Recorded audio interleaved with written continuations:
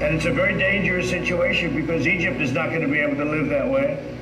And they'll end up blowing up the dam. And I said it, and I say it loud and clear. They'll blow up that dam. This line right here on the map, this is the Nile. It is the longest river in Africa and arguably the most fought over river on the planet.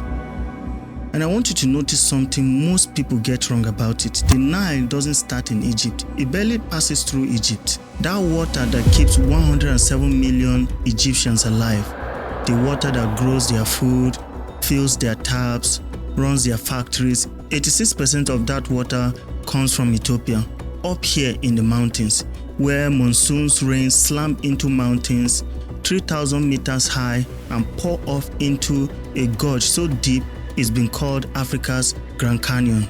And right here at the bend in that gorge, 20 kilometers from the Sudanese border, Ethiopia just finished building something that has changed the power map of an entire continent. The Grand Ethiopian Renaissance Dam, Africa's largest hydroelectric power plant, 5,150 megawatts, 74 billion cubic meters of water held behind a wall of concrete taller than the Statue of Liberty. But here is the part of the story that actually blew my mind. Ethiopia didn't borrow money to build this. No World Bank loan, no IMF package, no Chinese debt trap. Over 60 million Ethiopians, teachers, farmers, taxi drivers, school children paid for this dam themselves through bond purchases, through salary deductions. This is the story of how a country where most people earn less than $3 a day built a $5 billion mega project from its own pocket, and in doing so ignited one of the most dangerous geopolitical confrontations of the 21st century.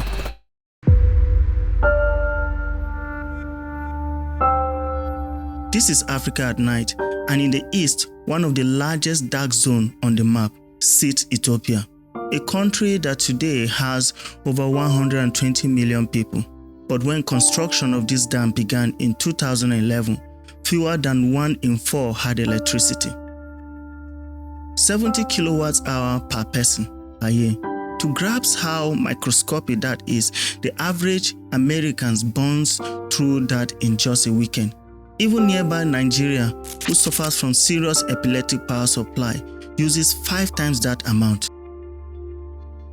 In 2011, Ethiopia was effectively living off the grid. And this wasn't just an inconvenience, it was an economic chokehold. Blackouts were eating 3% of the country's GDP. Every year, factories couldn't run. Surgeons were operating by flashlight. The entire country's energy capacity was 2,000 megawatts total. That is less than what a single mid-sized city in Texas uses. But here is the irony. Geographers call Ethiopia the water tower of East Africa. It holds 10 massive river basins. It has second highest hydropower potential on the continent. The water is literally rushing off these mountains, and yet the country was sitting in the dark. Why? Because of this, a treaty signed in 1929 between Britain and Egypt, not Ethiopia. Ethiopia was never invited, never consulted, never a party to it, and this treaty gave Egypt veto power over any construction on the Nile or its tributaries, anywhere upstream. Then in 1959, Egypt and Sudan signed another deal. This one divided the Nile's water, 55.5 billion cubic meters for Egypt, 18.5 billion for Sudan. And for the 9 upstream countries that contribute 85% of the water, 0, not a single cubic meter. Ethiopia, which supplies the vast majority of the water, got nothing. And every time Ethiopia tried to get international financing for a dam, Egyptian diplomatic pressure blocked it. The World Bank wouldn't touch the Blue Nile project, neither would the African Development Bank. For decades, Ethiopia sat in the dark, surrounded by water, unable to use it, until one man decided to change that.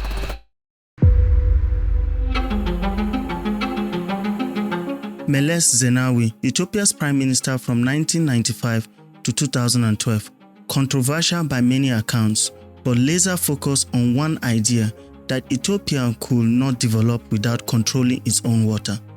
In the 1990s, Meles quietly commissioned studies on a dam site that had first been identified by American engineers back in the 1960s. During a survey for Emperor Haile Selassie by the United States Bureau of Reclamation, those plans gathered dust for 40 years. But Meles pulled them out, updated them, and gave the project a code name, Project X. For years it was secret, and then on March 30th, 2011, with Egypt in the chaos of the Arab Spring, Meles made his move. He publicly announced the project. One day later, he awarded a $4.8 billion construction contract to Italian firm Salini Costruttori. No competitive bidding, no tender process, just we are building this and we are starting now. And at the foundation stone ceremony, 2 days after that, he said something that would become the rallying cry for an entire nation. He said, no matter how poor we are, in the Ethiopian traditions of resolve, the Ethiopian people will pay any sacrifice. He wasn't being metaphorical. He was literally asking a country where most people earn less than $3 a day to fund a $5 billion dam. And they said yes.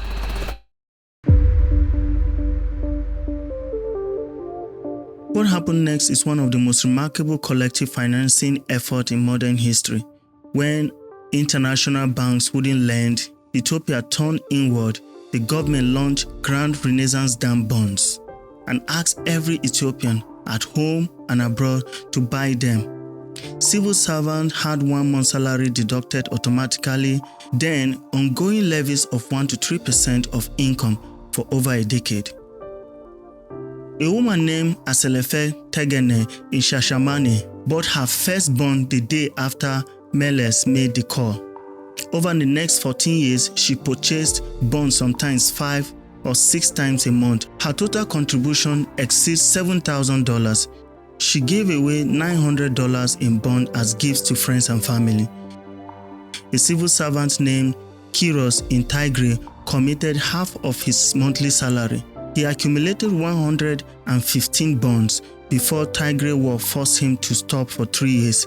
He told reporters that he mourned the loss of 3 bond receipts during the conflict, the way someone would mourn a gold medal.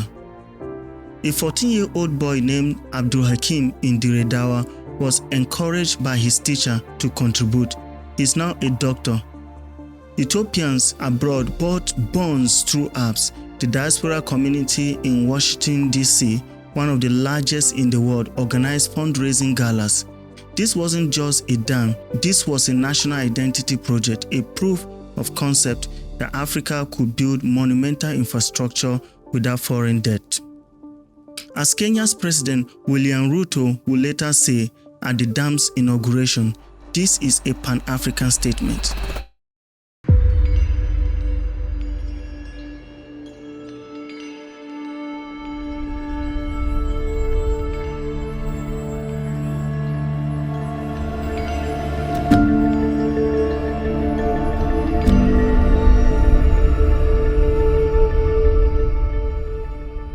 So let's talk about what they actually built, because the engineering here is extraordinary. The Grand Ethiopian Renaissance Dam is a roller compacted concrete gravity dam. That means instead of pouring conventional wet concrete, which generates massive heat as it cures and takes forever, they use an extremely dry concrete mix, spread in thin layers by bulldozers and compacted with vibratory rollers, like paving a road, except the road is 145 meters tall and nearly 2 kilometers long. The dam body contains 10.5 million cubic meters of this roller compacted concrete. That makes it the largest roller compacted concrete structure ever built in Africa. And on December 28, 2014, the construction crew set a world record: 23,000 cubic meters of concrete placed in a single 24-hour period. But the main dam alone isn't the whole story. 5 kilometers to the side, they had to build a second smaller dam. It's called a saddle dam. Think of it like this. Imagine you are filling a bathtub, but there is a dip in the edge where water could spill over. That's exactly what was happening here. There is a natural low point in the hills next to the reservoir, and without something blocking it, 74 billion cubic meters of water will just leak out the side. So they built a wall 50 meters tall, 5 kilometers long, made of rock with a concrete face. But here is where it gets tricky. The ground underneath most of the second dam isn't solid rock, it's soft soil. So imagine trying to build a wall to hold back an ocean on top of a sand. The engineers had to figure out how to seal the ground itself so water couldn't seep underneath.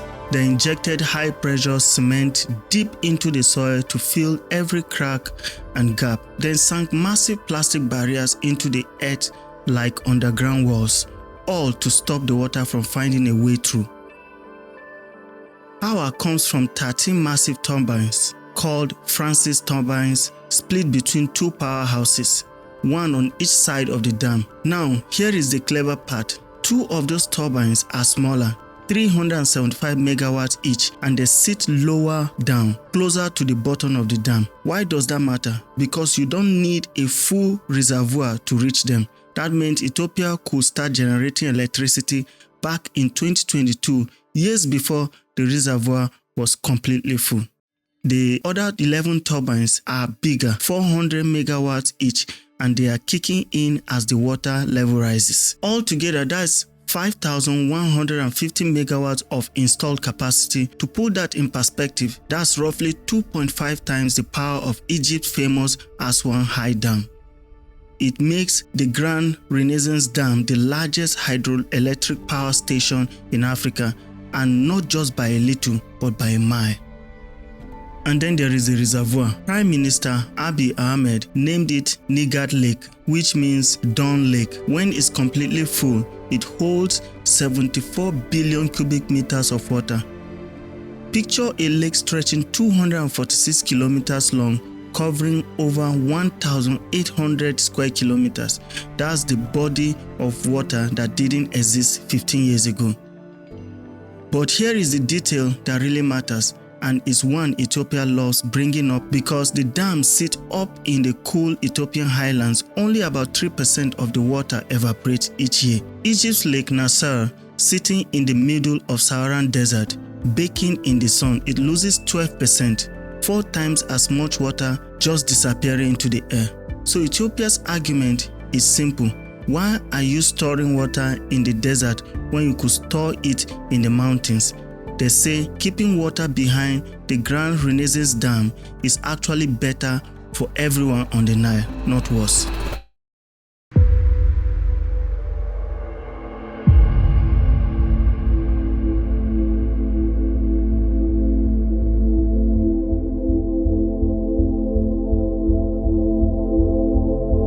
But building this dam cost more than money. Semenyo Bekele, chief engineer, the man who managed the Grand Renaissance Dam on the first day of construction in 2011, Ethiopians knew his face. He gave regular public updates. He was in many ways the human face of the project. On July 26, 2018, Semenyo Bekele was found dead of a gunshot wound in his car at Meskel Square in Addis Ababa. Police ruled it suicide, citing intense pressure over construction delays. Tens of thousands lined the streets for his funeral. Many Ethiopians remain deeply skeptical of the official verdict. Prime Minister Abiy, who had taken office just 3 months earlier, later acknowledged that blood was also part of the cost of building the dam. And the delays that consumed Semenyo had a name: METEC. Ethiopia's military-linked metals and engineering corporation had held electromechanical contract worth billions, and in 7 years had failed to install a single turbine. When Abiy's government investigated, they found procurement fraud on jaw-dropping scale. Purchases made without bidding, prices inflated up to 400 times the actual cost. METEC's CEO was arrested trying to flee the country. 63 officials were ultimately detained. The electromechanical work was distributed to international firms. but the delays cost years. The first turbine didn't deliver power until February 2022, 7 years behind the original target. And there were other costs. Approximately 20,000 people, primarily from Beta and Gumus indigenous communities, were displaced, as over 1,600 square kilometers of forest and shrubland were flooded. Okay, now the part of this story that nearly started a war.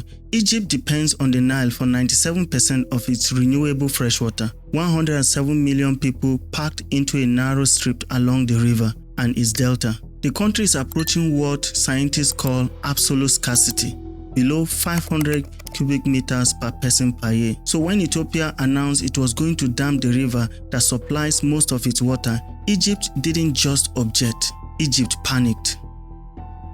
And then came one of the most extraordinary diplomatic incidents of the decade. In June 2013, a meeting of Egyptian politicians with the then President Morsi was accidentally broadcasted live on national television. Participants, not knowing they were on camera, openly discussed backing Ethiopian rebels, using intelligence services against the dam, and spreading rumors of planned airstrikes on live TV. Mohamed El Baradei tweeted an apology to Ethiopia afterward. Egypt's strategy has been what analysts call strategic encirclement, military port, agreement with Eritrea and Djibouti, 10,000 troops deployed to Somalia under the guise of peacekeeping, arms flowing to Sudan's military. Cairo essentially tried to surround Ethiopia diplomatically and militarily. The diplomatic timeline is a story of near misses and collapses. In 2015, Ethiopia, Egypt, and Sudan signed a Declaration of Principles in Khartoum. It was a framework, not a binding operational agreement, but it gave Ethiopia implicit recognition of the dam's legitimacy. In late 2019, the Trump administration stepped in to mediate through the Treasury Department. Egypt initiated a draft deal. Ethiopia walked away, arguing it was too restrictive. Trump was furious. He suspended roughly $130 million in development aid to Ethiopia. In October 2020, he said on the record, "They will blow up that dam, and I will say it loud and clear." And it's a very dangerous situation because Egypt is not going to be able to live that way. And they'll end up blowing up the dam. And I said it, and I say it loud and clear. They'll blow up that dam. And they have to do something. So whatever you can do to get them, Ethiopia, to do that, they're going to have to, okay? And we've cut off all payment and everything else to Ethiopia. It was terrible. The Ethiopians summoned the American ambassador. The African Union took over mediation from 2020 to 2023. No breakthrough. By 2023, Egypt declared the talks a dead end. As of today, March 2026, no legally binding tripartite agreement exists on how the Grand Renaissance Dam should be filled or operated. The dam was completed, filled, and inaugurated entirely without one. September 9, 2025, Ethiopian New Year, the Grand Renaissance Dam was officially inaugurated. The leaders of Kenya, Somalia, Djibouti, South Sudan, and Eswatini attended. Egypt and Sudan did not. By the time of inauguration, the reservoir has reached its full supply level of 640 meters after 5 annual filling phases. At least 6 turbines were confirmed operational as of early 2025, with more units being progressively commissioned throughout the year. And here's what the electricity is already doing. Ethiopia is now exporting power to 3 countries. Kenya, through a 1 billion 1,000 kilometer high voltage direct current line, is the biggest customer, purchasing around 200 to 400 megawatts. Djibouti takes about 100 megawatts. Sudan was receiving around 200 megawatts before its civil war disrupted the connection. Kenya alone paid Ethiopia roughly $860 million for electricity in the most recent fiscal year. Ethiopia is positioning itself at the center of the Eastern Africa power pool. Memoranda of understanding are in place with South Sudan, Tanzania, and Somalia. The government's medium-term target is $400 million annually in electricity export. And the cheap power is already attracting industry. A 1 billion aluminum smelter was signed in late 2025. Ethiopia's electricity production costs roughly 7 US cents per kilowatt hour. It's among the lowest in the world. Neighboring countries running diesel generators pay 2 to 3 times that. The electricity access rate remains a challenge. As of August 2025, Ethiopia's Ministry of Water and Energy put national coverage at 54%. Around 60 million people still lack electricity, but the trajectory has shifted. A country that had 2,000 megawatts when the dam broke ground now commands roughly 10,000, and there is more coming. The Koisha Dam, 2,160 megawatts, also being built by WeBuild on the Oma River, is under construction. When it comes online, Ethiopia will command over 12,000 megawatts of hydropower. Here's what I keep coming back to. In 1929, British colonial officials drew lines on the map and decided how Africa's longest river would be shared. They didn't ask Ethiopia, they didn't ask Uganda or Tanzania or Rwanda or Burundi. They asked Egypt, gave Egypt everything and called it settled. For almost a century, that held, not because it was fair, not because it was legal under international law, but because Egypt had the military power and the diplomatic leverage to enforce it. And when a country where 67 million people lived without electricity said, "We are building a dam, we can't get a loan, so we'll pay for it ourselves. We can't get permission, so we won't ask." It took 14 years, it cost $5 billion, it cost lives, workers and engineers. Egypt's concerns about water security are not imaginary. They are real and urgent. But the concrete is poured, the reservoir is full, the turbines are spinning. Electricity is flowing to Nairobi, to Djibouti, and to millions of Ethiopian homes that were dark a decade ago. The Grand Ethiopian Renaissance Dam is not just an engineering project, it is a thesis being tested in real time about what happens when a nation decides to no longer wait for permission to develop.